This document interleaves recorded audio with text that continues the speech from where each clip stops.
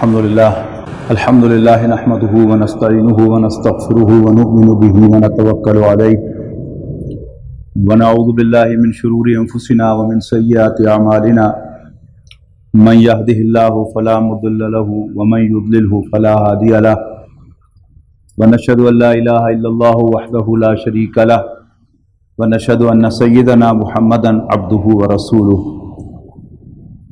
أرسله بالهدى ودين الحق ليظهره على الدين كله وكفى بالله شهيدا فصلى الله عليه وسلم تسليما كثيرا كثيرا أما بعد فأعوذ بالله من الشيطان الرجيم بسم الله الرحمن الرحيم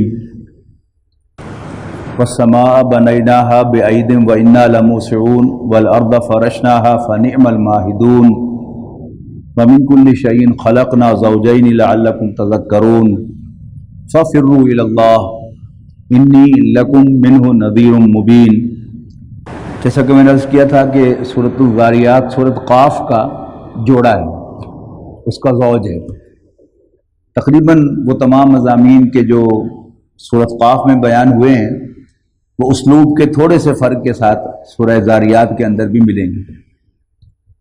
جہاں سورۃ قاف میں کوئی بات اجمالاً کہی گئی ہے تو سورہ ذاریات میں تفصیلاً ہوگی، اور سورہ ذاریات میں اجمالاً ہے تو سورۃ قاف میں تفصیلاً ہوگی، یا اسی کا تتمہ آگے سورہ طور ہے، اس میں بھی تقریباً یہی مضامین ہیں کہ جو دہرائے جاتے ہیں، لیکن اس کا اسلوب ذرا فرق ہے، اس میں ذرا بحث و تمہیز کا انداز جو ہے وہ زیادہ ہے۔ اگرچہ وہ بحث و تمہیز سورۃ ذاریات سورۃ قاف اور اس سلسلے کی ساری صورتوں کے اندر بیک گراؤنڈ میں موجود ہے کہ رسول اللہ صلی اللہ علیہ وسلم نے دعویٰ کیا ہے، بہت بڑا دعویٰ، کہ میں آسمانوں اور زمین کے رب کا بھیجا ہوا پیغمبر ہوں، اس کا رسول ہوں، اس کا نمائندہ ہوں۔ اور لوگ نہ صرف یہ کہ آپ کو اللہ کا نمائندہ ماننے کے لیے تیار نہیں ہیں، بلکہ خود اللہ تعالیٰ کو رب ماننے کے لیے تیار نہیں ہیں۔ اس کو الہ تو مانتے تھے شرک کے ساتھ، اور اس اللہ تعالیٰ کو خالق رازق مانتے تھے توحید کے ساتھ، لیکن رب سرے سے نہیں مانتے تھے۔ تو یہ سب چیزیں جو ہے وہ اس بیک گراؤنڈ کے اندر موجود ہیں۔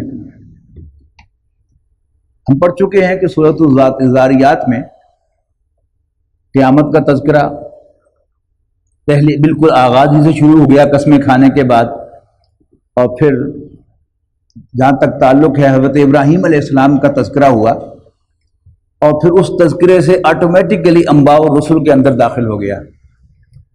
وہ تذکرہ کیا تھا کہ فرمایا کہ حل اتاک حدیث ضیف ابراہیم المکرمین، اے نبی کیا آپ تک ابراہیم کے معزز مہمانوں کی خبر پہنچی؟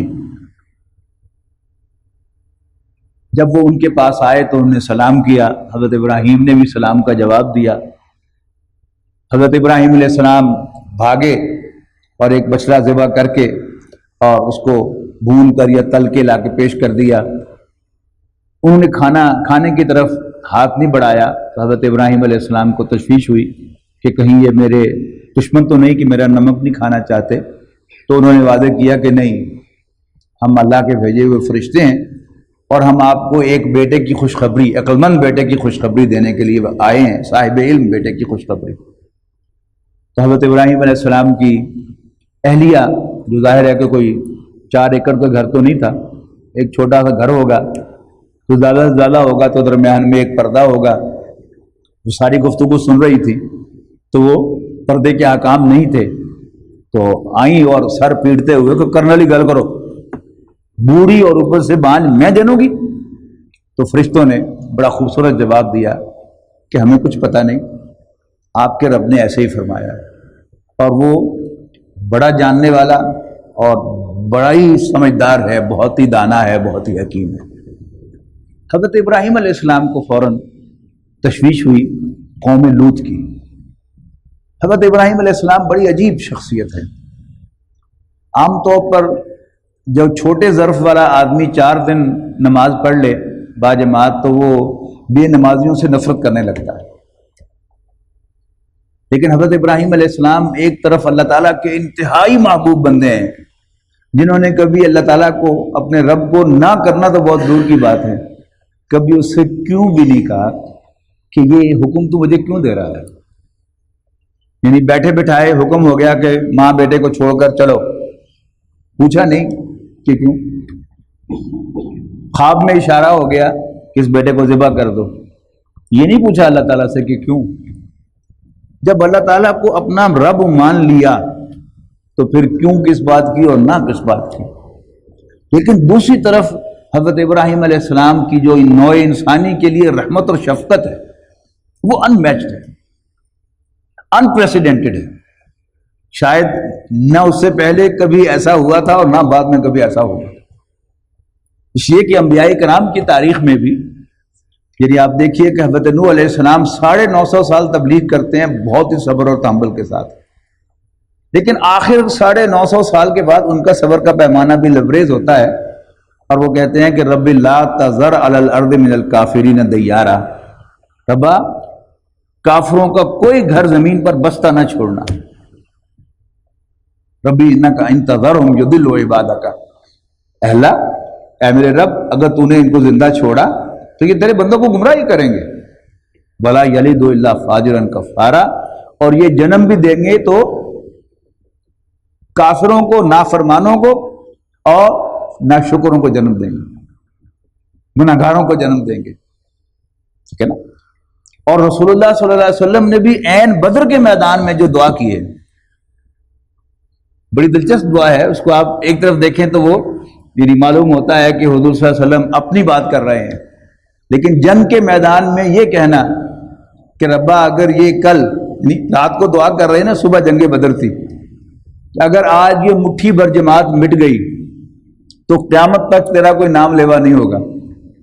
مطلب کیا تھا کہ کافروں کو مارنا. لیکن بہرحال اسلوب جو ہے وہ اچھا ہے نا.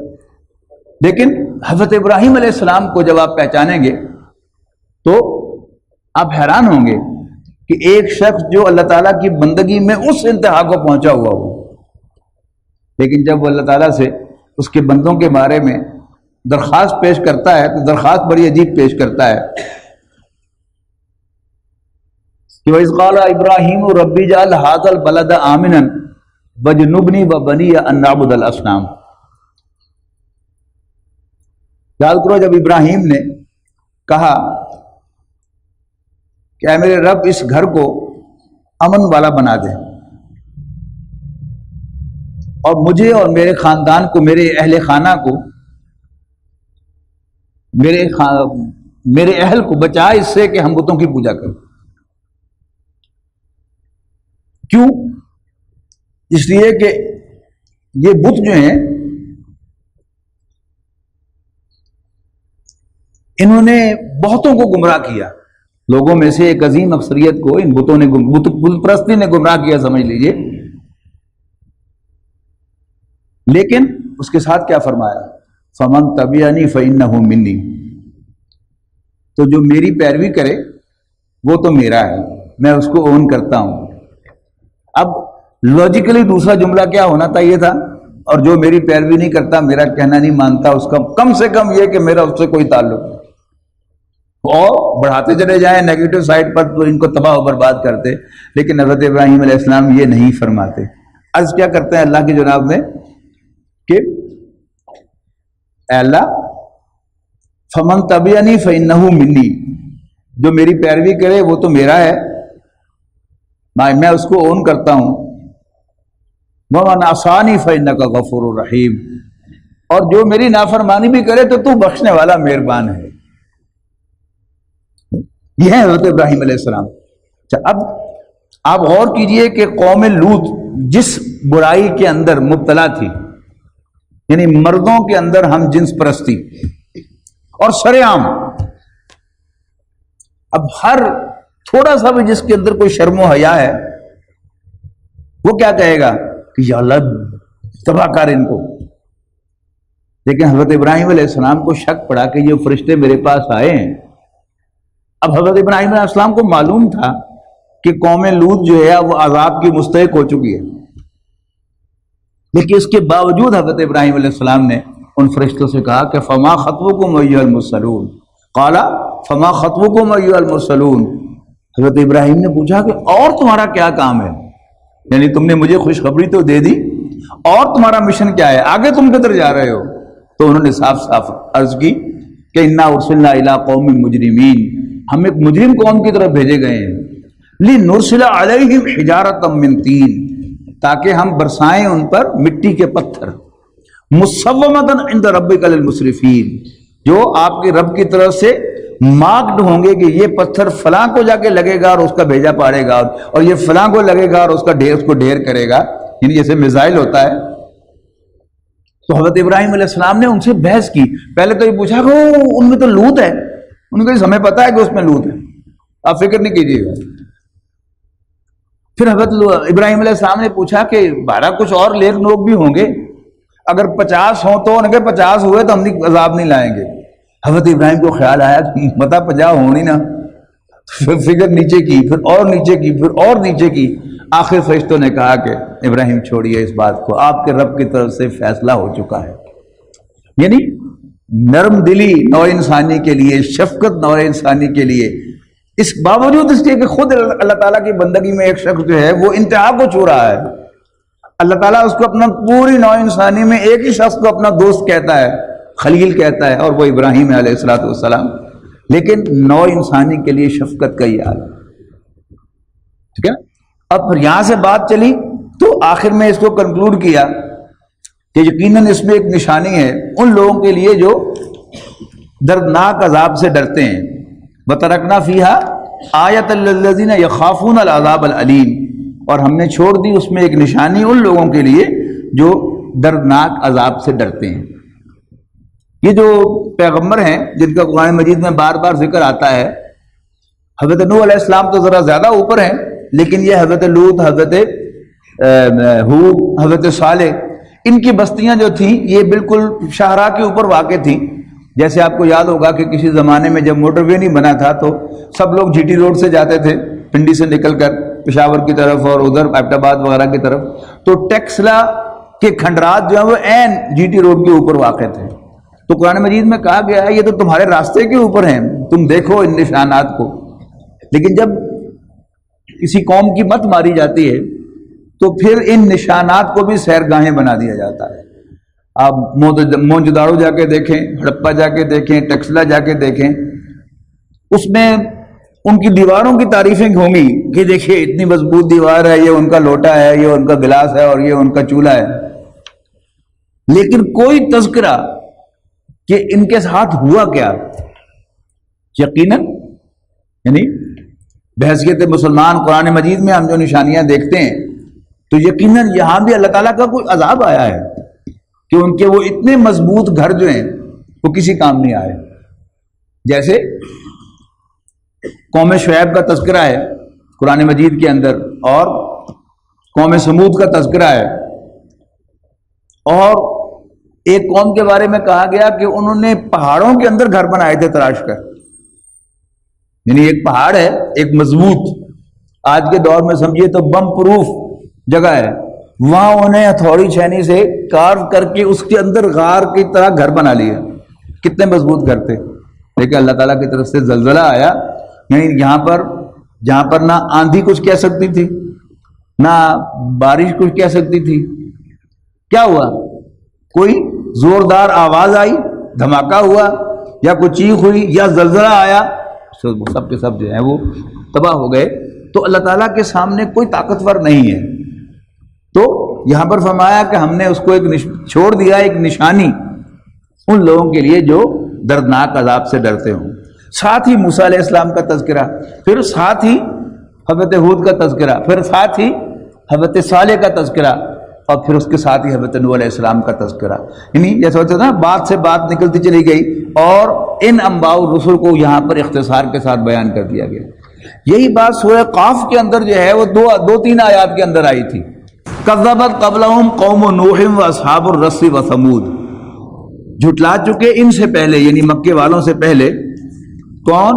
نوح کی قوم, کنویں والے اور سمود, وعاد و فرعون و اخوان لوط, اور قوم عاد اور فرعون اور لوط کے بھائی, و اصحاب الایکۃ و قوم تبع, اور جنگل کے رہنے والے اور تبع کی قوم. 3 آیات کے اندر 7 اقوام کا تذکرہ کر دیا.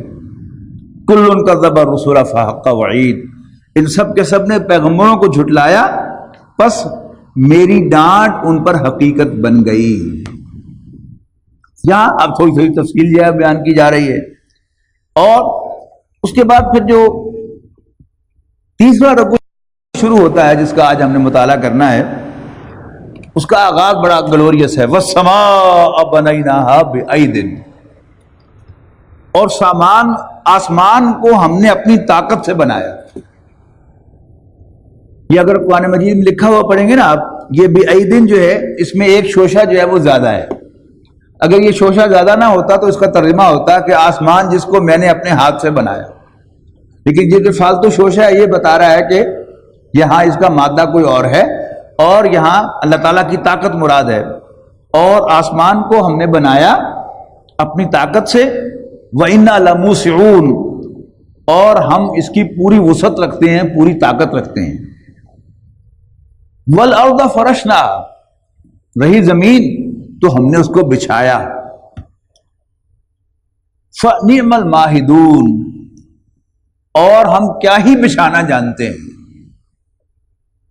اللہ تعالیٰ نے زمین جو ہے یہ پھیلائی، ہمارے لیے بچھائی، اور کیا خوبصورت بچھائی، یعنی کسی بھی اینگل سے آپ دیکھ لیں تو اس سے بہتر جو ہے وہ کوئی چیز جو ہے وہ بنائی نہیں جا سکتی تھی، کہ اس میں پہاڑ بھی ہیں، اس میں درخت بھی ہیں، اس میں دریا بھی ہیں، اور اس میں خشک راستے بھی ہیں، اس میں ریگستان بھی ہیں، اور ہر طرح کے ایک چیز جو ہے وہ آپ کو اس کے اندر جو ہے مل جاتی ہے۔ پھر اس کے اندر اللہ تعالیٰ نے جو معیشت کا سامان پیدا کیا ہے، رزق کا جو سامان پیدا کیا ہے، طرح طرح کی چیزیں اگائی ہیں، یعنی ان کی موٹی موٹی تقسیم کیا ہے، اللہ تعالیٰ نے جو چیزیں اگائی ہیں، ایک تو فصلیں ہیں، کراپس، جو ہمارا بنیادی ہمارا فوڈ ہے، ہماری بنیادی خوراک ہے۔ پھر اللہ تعالیٰ نے سبزیاں اگائی ہیں، اور پھر اللہ تعالیٰ نے لذیذ پھل یہاں اگائے ہیں۔ تو کیسا خوبصورت دسترخوان اللہ تعالیٰ نے بچھایا ہے، یعنی رہنے کی جگہ بھی ہے اور یہ دسترخوان بھی ہے اللہ تعالیٰ نے جو ہمارے لیے بچھایا ہے۔ تو بچھانے کا لفظ جو ہے یہ یعنی گھاس یا کوئی قالین بھی بچھایا جاتا ہے اور دسترخوان بھی بچھایا جاتا ہے۔ تو دونوں معنوں میں آپ دیکھ لیجئے کہ اللہ تعالیٰ نے اس زمین میں کیا کچھ سپریڈ کیا ہے اور کیا کچھ ہمیں سرو کیا ہے دسترخوان پہ۔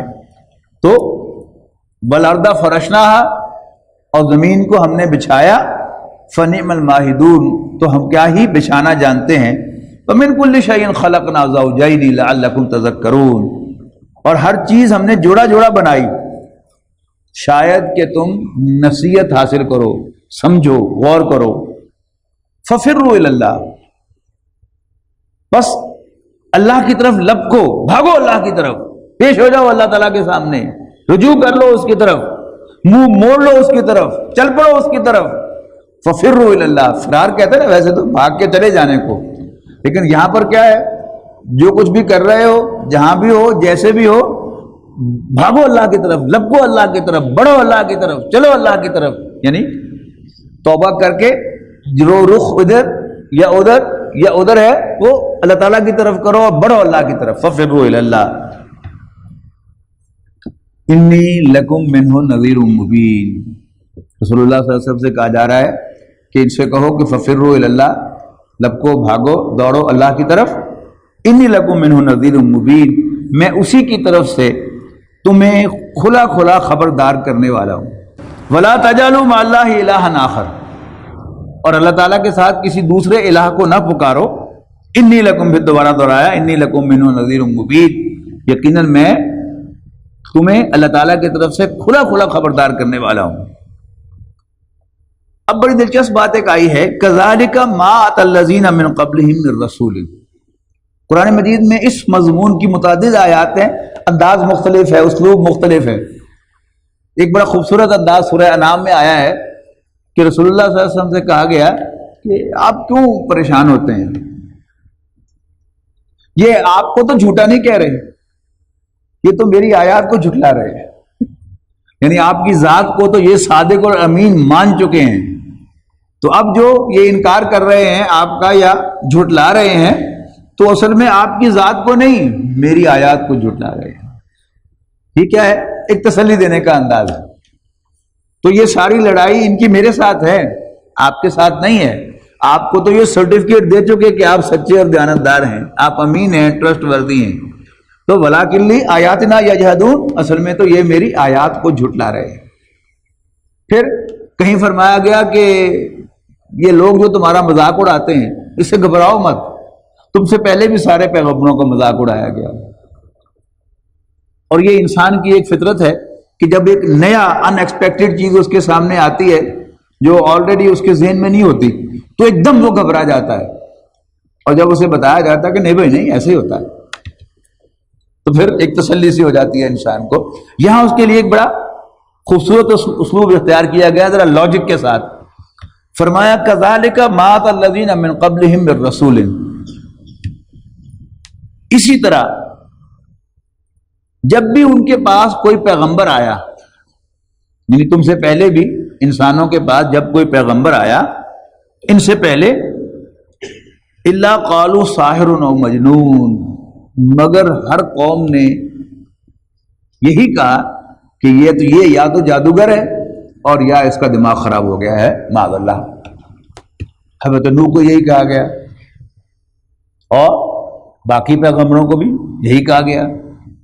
حضرت نوح علیہ السلام تو جب کشتی بنا رہے تھے نا تو اس پر ان کی قوم کے سرداروں نے بہت مذاق اڑایا ہوگا کہ دیکھو ہم پہلے کہتے تھے کہ مت ماری گئی ہے اس کی، دیکھو بڈھا جو ہے یہ خشکی میں کشتی بنا رہا ہے. اب ظاہر ہے کہ باقاعدہ ایک بہت بڑی کشتی بنانی تھی اور کافی دن لگے ان کو، یعنی تختے لانے میں، جوڑنے میں، کیل لگانے میں. اور حضرت نوح علیہ السلام اللہ تعالیٰ کے حکم کی تعمیل میں وہ کشتی بنا رہے تھے، لیکن ہر مرتبہ جب وہ سردار ان کے پاس گزرتے تو ہنستے ہوئے، طنز کرتے ہوئے، مذاق اڑاتے ہوئے گزرتے. لو جی بڈھا دیکھو مت ماری گئی اس کی، ہم تو پہلے دن سے کہہ رہے تھے کہ دیکھو خشکی کے اندر کشتی بنا. تو پیغمبروں کا مذاق تو اڑایا گیا. اب بتایا جا رہا ہے کہ ہمیشہ ایسا ہی ہوا کہ جب بھی کوئی پیغمبر آیا کسی قوم میں تو اسے کہا گیا ساحر او مجنون، یا تو یہ جادوگر ہے، یعنی جو بھی معجزات وہ دکھاتا تھا اس کی بنیاد پر اس کو جادوگر کہتے تھے، اور جو بات وہ کرتا تھا اسے کہتے تھے کہ یہ اس کا دماغ خراب ہو گیا. ساحر او مجنون، یا تو یہ جادوگر ہے یا مجنون ہے، پاگل ہے، یا اس پر آسیب ہو گیا ہے، جنوں کا سایہ ہو گیا ہے. فرمایا اتواسو بھی، یہ بڑی خوبصورت بات ہے. تو کیا اس ساروں نے جو ایک ہی بات کہی ہے تو کیا وہ ایک دوسرے کے کان میں پھونک جاتے تھے جاتے ہوئے کہ جب کوئی نیا رسول آئے تو تم یہ کہنا، یعنی ایک ہی، یعنی حضرت نوح سے شروع ہو جائے، حضرت نوح کو بھی یہی کچھ کہا گیا، حضرت ہود کو، حضرت صالح کو، اور حضرت لوط کو، حضرت شعیب کو، حضرت موسیٰ کو، حضرت عیسیٰ کو، یہاں تک کہ رسول اللہ صلی اللہ علیہ وسلم کو. تو اتواسو بھی، تو کیا یہ ایک دوسرے کو نصیحت کر جاتے ہیں کہ تم بھی ایسا کرنا؟ فرمایا نہیں، بل ہم قوم طاغون، اصل میں یہ سرکش لوگ ہیں، یعنی ان کی مینٹیلٹی کے اندر چونکہ سرکشی ہے اور اس سرکشی کا اظہار ہے کہ جو ہو رہا ہے، یعنی they all have the same mentality. وہ مینٹیلٹی کیا ہے کہ اللہ تعالیٰ کے سامنے تکبر، کہ ہم نے نہ اللہ کو ماننا ہے اور نہ اللہ تعالیٰ کے بھیجے ہوئے کسی پیغمبر کو ماننا ہے. یعنی اصل بنیاد یہ ہوتی ہے، باقی نیت یہ ہے تو کوئی اس کو یوں ایکسپریس کر لے گا، کوئی یوں ایکسپریس کر لے گا، کوئی یوں ایکسپریس کر لے گا، کوئی یوں ایکسپریس کر لے گا. سب کا حاصل ہے کیا کہ ہم نے تمہیں ماننا نہیں ہے.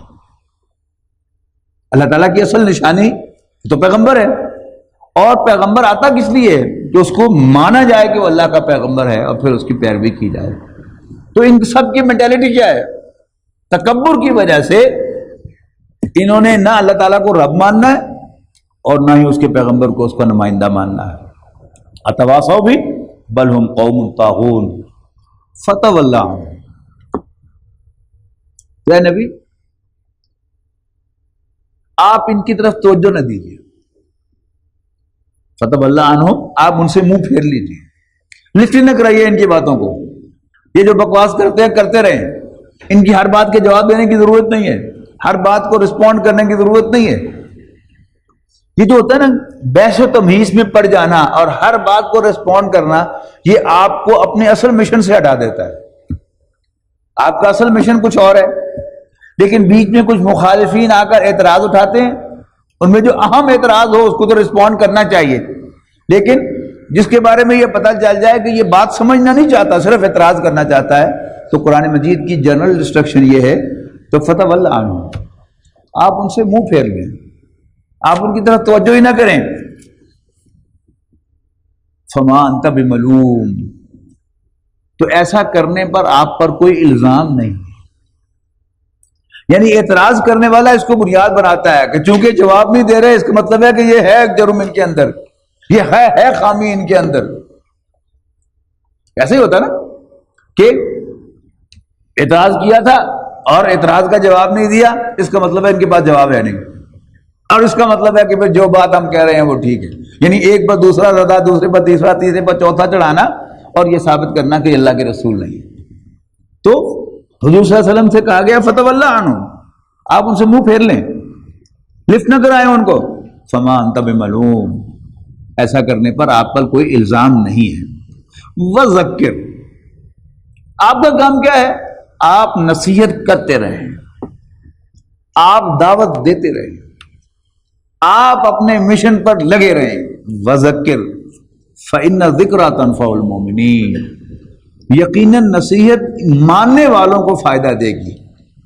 یعنی جو آپ کو ماننے پر آمادہ نہ ہو اس کے لیے نصیحت کا کیا فائدہ. جو آپ کو اللہ کا رسول نہیں مانتا وہ آپ کی نصیحت کو لفٹ کیسے کرائے گا. لہذا وذکر, آپ نصیحت کرتے رہیں. فإن الذکریٰ تنفع المؤمنین, یقیناً نصیحت مومنوں کو, ماننے والوں کو فائدہ دے گی. وما خلقت الجن والانس الا لیعبدون, اور میں نے جنوں اور انسانوں کو اس لیے پیدا کیا ہے کہ وہ میرے بندے بن جائیں, میری بندگی کریں, میری عبادت کریں. یہ بڑی عجیب بات ہے کہ خواجہ میر درد رحمہ اللہ, ان کا ایک شعر ہے کہ درد دل کے واسطے پیدا کیا انسان کو, ورنہ طاعت کے لیے کچھ کم نہ تھے کروبیاں. کہ اللہ تعالیٰ نے انسان کو درد دل کے لیے پیدا کیا ہے. وہ جو حضرت ابراہیم علیہ السلام کا کردار میں نے آپ کو بتایا کہ انسانی ہمدردی کوٹ کوٹ کر بھری ہوئی تھی, ٹھیک ہے نا. اور قوم لوط کے لیے بھی وہ اللہ تعالیٰ کے فرشتوں کے ساتھ پلیڈ کر رہے تھے اور اللہ تعالیٰ کے فرشتوں کے ساتھ بحث کر رہے تھے کہ اگر اتنے ہو تو چھوڑ دینا, اگر اتنے ہو تو چھوڑ دینا. تو یہ سارا کا سارا معاملہ کیا تھا کہ حضرت ابراہیم علیہ السلام کی نرم دلی تھی اللہ تعالیٰ کی بندگی کے تحت. لیکن آج ہمارے سارے دانشور جو ہیں ان سب کو وہ شعر یاد ہے اور ان کی ساری گفتگو اسی کے گرد گھوم رہی ہوتی ہے کہ اصل جو ہے انسان تو اللہ تعالیٰ نے پیدا ہی اس لیے کیا ہے, انسان کو تو پیدا ہی اس لیے کیا گیا ہے کہ وہ انسانی ہمدردی کا مظاہرہ کرے اور انسانی ہمدردی جو ہے وہ اس کے ساتھ زندگی بسر کرے, اسی کو اپنا مطمع نظر بنائے. اور علامہ اقبال کے دور اول میں بھی آپ کو ایسے اشعار ملیں گے کہ خدا کے بندے تو ہیں ہزاروں, بنوں میں پھرتے ہیں مارے مارے, میں اس کا بندہ بنوں گا جس کو خدا کے بندوں سے پیار ہوگا. تو جہاں بھی وہ دانشوری آئے گی, شاعری آئے گی, تو وہ رنگ جو ہے آپ کو مل جائے گا ہمیشہ. آج کا دانشور ہو, پچھلی صدی کا دانشور ہو, اس سے پچھلی صدی کا دانشور ہو, یہ ایک کامن پوائنٹ ہے ان کے اندر. سوال یہ ہے کہ انسان کو پیدا خواجہ میر درد نے کیا تھا یا اللہ تعالیٰ نے کیا تھا؟ کیوں؟ تو پیدا تو کیا اللہ تعالیٰ نے, لیکن جو اس کے بارے میں مقصد ہے تخلیق کا وہ ہم خواجہ میر درد سے پوچھتے ہیں. It's not fair. اللہ تعالیٰ کیا مقصد بیان کر رہا ہے؟ بڑے واضح الفاظ میں اللہ تعالیٰ بیان کر رہا ہے کہ میں نے جنوں اور انسانوں کو اس لیے پیدا کیا ہے کہ میری بندگی کریں. اصل فرار اس بندگی سے. اللہ تعالیٰ کی بندگی میں انسانوں کے ساتھ دشمنی نہیں ہے. نبی اکرم صلی اللہ علیہ وسلم نے وعدے کر دیا کہ من احب للہ وابغض للہ وأعطى للہ ومنع للہ فقد استکمل الایمان. جس نے کسی سے پیار کیا تو اللہ کے لیے, اور کسی سے بغض رکھا تو اللہ کے لیے، کسی کو کچھ دیا تو اللہ کے لیے، اور دن دینے سے رک گیا تو اللہ کے لیے، فقد استکمل الایمان، تو اس نے اپنے ایمان کو کامل کر لیا. ہے نا؟ جب اللہ تعالیٰ ہوگا کمانڈر، کمانڈ دینے والا، تو پھر اللہ تعالیٰ کی پسند اور ناپسند کے مطابق پیار کرنا، بغض رکھنا، کسی کو دینا، کسی کو دینے سے رکنا، کسی کی جان بچانا اور کسی کی جان لینا، یہ سب ساتھ ساتھ چلیں گے، اس لیے کہ حکمرانی اللہ تعالیٰ کی چلے گی. تو بڑا واضح الفاظ میں فرمایا جا رہا ہے وَمَا خَلَقْتُ الْجِنَّ وَالْإِنسَ إِلَّا لِيَعْبُدُونَ مَا أُرِيدُ مِنْهُمْ مِنْ رِزْقٍ. دیکھیے انسانوں کے مابین بھی معاملات ہوتے ہیں. ایک وقت ہے جب والدین اپنا سب کچھ بچے پر انویسٹ کرتے ہیں، اس کو کھلاتے پلاتے نہلاتے دھلاتے، اس کو حاجات سے فارغ کراتے ہیں. اب جب والدین بوڑھے ہو کر معذور ہو جاتے ہیں، اب یہ بیٹے کی ذمہ داری ہے کہ وہ پے بیک کرے، جیسے انہوں نے اس کی خدمت کی تھی آج وہ ان کی خدمت کرے. اب اللہ تعالیٰ واضح کر رہا ہے کہ انسانوں کے درمیان اگر کوئی تم پر احسان کرتا ہے تو تم اس کو پے بیک کرتے ہو، مجھے کسی پے بیک کی ضرورت نہیں ہے. ما اريد منهم من رزق، میں نہ تو ان سے رزق مانگتا ہوں، وما اريد ان يطعمون، اور نہ میں یہ چاہتا ہوں کہ مجھے کھلائیں. یعنی والدین بوڑھے ہو جائیں، خود کھا نہ سکے، خود پی نہ سکے، خود موو نہ کر سکے، خود واش روم میں نہ جا سکے، تو بیٹے کی ذمہ داری کیا ہے؟ بیٹوں کی ذمہ داری کیا ہے؟ کہ انہیں کھلائیں پلائیں نہلائیں دھلائیں، واش روم میں دے کے جائیں، ہر طرح ان کی مدد کریں جیسے انہوں نے کی تھی. اللہ تعالیٰ کو ایسی کسی چیز کی ضرورت نہیں. میں ان سے نہیں چاہتا کوئی رزق، اور نہ ہی میں چاہتا ہوں کہ وہ مجھے کھلائیں. ان اللہ هو الرزاق ذو القوة المتین، بے شک اللہ تعالیٰ تو خود رزاق ہے، دینے والا ہے، کھلانے والا ہے، اور وہ مضبوط قوت کا مالک ہے. یعنی ایک وقت آتا ہے کہ والدین نہ خود کھا پی سکتے ہیں اور نہ خود موو کر سکتے ہیں کمزوری کی بنیاد پر، جبکہ اللہ تعالیٰ کو نہ رزق کی حاجت ہے، نہ کھانے کی ضرورت ہے، اور نہ اس کو کمزوری لائق ہوتی ہے کہ ہم اس کو کوئی سہارا دے کر کھڑا کریں. نہیں، ان اللہ هو الرزاق ذو القوة المتین. فإن للذین ظلموا ذنوبا، ذنوب کہتے ہیں ڈول کو جس سے پانی جو ہے وہ کنویں میں سے نکالا جاتا ہے. یعنی وہ ایک میئر ہے نا، ایک پیمانہ ہے کہ اتنے ڈول جو ہے وہ پانی نکال لیا، 2 ڈول 3 ڈول، میئر ایک پیمانہ. فإن للذین ظلموا ذنوبا، تو اب ان گناہگاروں کے لیے بھی، ان ظالموں کے لیے بھی، یعنی مکے والے مراد ہیں، ایک ڈول اللہ تعالیٰ کے عذاب کا تیار ہے، ڈیو ہے. فَإِنَّ لِلَّذِينَ ظَلَمُوا ذَنُوبًا مِثْلَ ذَنُوبِ أَصْحَابِهِمْ، جو ان کے دوست تھے پہلے، قوم نوح، قوم ہود، قوم صالح اور فرعون وغیرہ، جیسے ان پر اللہ تعالیٰ کے عذاب کا ایک میئر، ایک ڈول جو ہے وہ آیا تھا، اب ان پر بھی ایک ڈول ڈیو ہے. فلا یستعجلون، لہذا وہ مجھ سے جلدی کا تقاضا نہ کریں. یہ تقاضا کیا ہے؟ یہ بھی ہر پیغمبر سے تقاضا کیا گیا ہے کہ ہمیں جو ڈراتے رہتے ہو عذاب سے، لے آؤ. یہ میری دھمکیاں کو دیتے رہتے ہو، آئے گا عذاب، کب آئے گا؟ آج کیوں نہیں آتا؟ ابھی کیوں نہیں لے کے آتے؟ اب عذاب پیغمبر نے تو نہیں لانا، وہ تو اللہ تعالیٰ نے دینا ہے. تو یہاں اللہ تعالیٰ نے اس کو اپنی طرف ہی منسوب کیا ہے، فلا یستعجلونی، وہ مجھ سے جلدی نہ مانگے. یعنی تقاضا تو وہ پیغمبر سے کرتے ہیں، لیکن اصلاً وہ تقاضا اللہ تعالیٰ سے ہے کہ اللہ تعالیٰ جلدی سے عذاب کیوں نہیں بھیجتا. یعنی یہ جو آپ سے تقاضا کر رہے ہیں کہ لیا عذاب، لاتا کیوں نہیں، کل کیوں، آج کیوں نہیں، شام کیوں، صبح کیوں نہیں، ابھی کیوں نہیں. فلا یستعجلون، تم اسے جلدی کا تقاضا نہ کریں. فویل للذین کفروا من یومہم الذی یوعدون، تو بڑی خرابی ہے کافروں کے لیے ان کے اس دن جس سے انہیں ڈرایا گیا ہے. کہ جس کا ان سے وعدہ کیا گیا. یعنی جب وہ دن آئے گا، جب وہ عذاب آئے گا، تو پھر ان کافروں میں سے کوئی، ان سرداروں میں سے کوئی بچ نہیں سکے گا. یعنی اب ان کا حصہ ڈیو تو ہے، لیکن اللہ تعالیٰ کی رحمت کتنی دیر جو ہے وہ ان کو سہارا دیتی ہے کہ اور موقع دیتی ہے، اور موقع دیتی ہے، اور موقع دیتی ہے. یہ اللہ تعالیٰ کی مہربانی ہے. لیکن جہاں تک عدل و انصاف کا تقاضا ہے، اس تقاضے کے اعتبار سے اب یہ مستحق ہو چکے ہیں عذاب کے کہ ایک ڈول اللہ تعالیٰ کی طرف سے تیار ہے. اقول قولی ھذا واستغفر اللہ لی ولکم ولسائر المسلمین والمسلمات.